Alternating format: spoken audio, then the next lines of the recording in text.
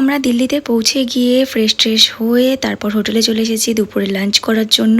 Lunch করে তারপর আমরা বেরিয়ে পড়লাম দিল্লির সাইট সিন ঘুরতে।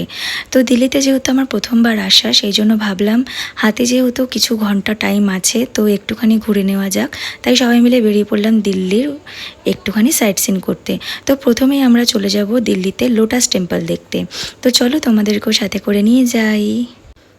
এত জমজমাট একটা শহর, আমাদের রাজধানী, ইন্ডিয়ার রাজধানী দিল্লি, এত সুন্দর পরিষ্কার, দেখেই খুব ভালো লাগছে। আর আমার তো প্রথমবার আসা, আমি তো ভীষণ এক্সাইটেড দিল্লি ঘোরার জন্য।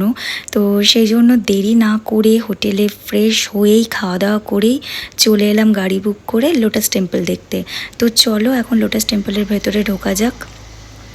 এত রোদ ফ্রেন্ডস, তোমাদেরকে কি বলবো, গরম, দিল্লির গরম হয়তো অনেকেই জানো, ভীষণ তাপমাত্রা সেখানে। আর এত রোদ, মানে বলার বাইরে, কিন্তু তবু আমরা এভাবেই ঘুরেছি। তো এই হচ্ছে লোটাস টেম্পল।